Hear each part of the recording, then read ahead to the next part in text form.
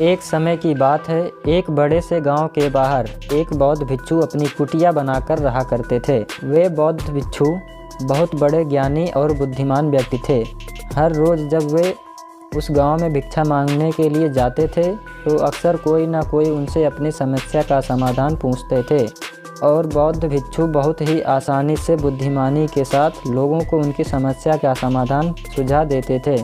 ऐसे ही एक दिन भिक्षा मांगते हुए वे उस गांव के सबसे अमीर व्यक्ति के घर पहुंच गए। उस अमीर व्यक्ति के घर में एक बहुत बड़ी समस्या थी और वह समस्या यह थी कि उसके घर में अक्सर लोग आपस में झगड़ते रहते थे। घर में शांति और आपसी भाईचारे की कमी थी। इस बात को लेकर वह अमीर व्यक्ति बहुत ही परेशान रहता था। अमीर व्यक्ति ने बौद्ध भिक्षु के बुद्धिमानी और समस्याओं को सुलझाने में उनकी काबिलियत के बारे में बहुत ही सुन रखा था। तो जैसे ही उसने बौद्ध भिक्षु को अपने दरवाजे पर खड़े देखा तो दौड़कर वह अमीर व्यक्ति अंदर बुला लाया और अपने नौकर को भिक्षा के लिए कुछ भोजन लाने का आदेश दिया। नौकर रसोई से कुछ भोजन लेकर आया। उस अमीर व्यक्ति ने वो भोजन भिक्षु के भिक्षा पात्र में डाल दिया। बौद्ध भिक्षु उस अमीर आदमी का धन्यवाद करते हुए वहां से जाने लगे तो उस अमीर आदमी ने उन्हें रोकते हुए कहा कि हे महात्मा, मैं आपसे एक प्रश्न पूछना चाहता हूँ। बौद्ध भिक्षु ने मुस्कुराते हुए कहा, पूछो क्या प्रश्न है तुम्हारा। अमीर आदमी ने कहा, मैं जानना चाहता हूँ कि लोग आपस में झगड़ा क्यों करते हैं।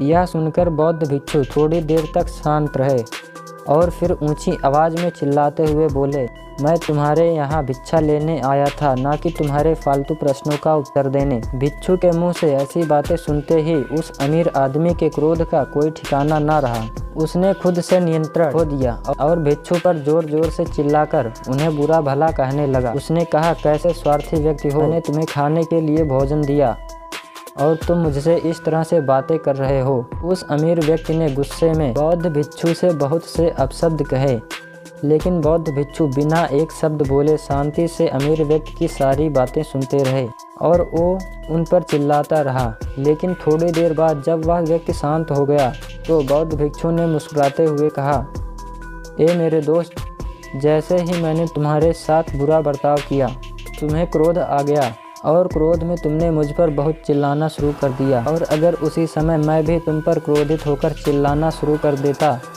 तो हमारे बीच भयंकर लड़ाई हो सकती थी। असल में क्रोध करना ही सभी लड़ाइयों का जड़ है। जब एक व्यक्ति क्रोधित और दूसरा व्यक्ति भी क्रोध में उसकी बातों का जवाब देना शुरू कर दे तो लड़ाई का बढ़ना निश्चित है। लेकिन अगर दूसरा व्यक्ति उस समय शांत रहे और कुछ समय के लिए मौन धारण कर ले, जब पहला व्यक्ति क्रोधित हो तो बड़े से बड़े झगड़े को भी सुलझाया और खत्म किया जा सकता है।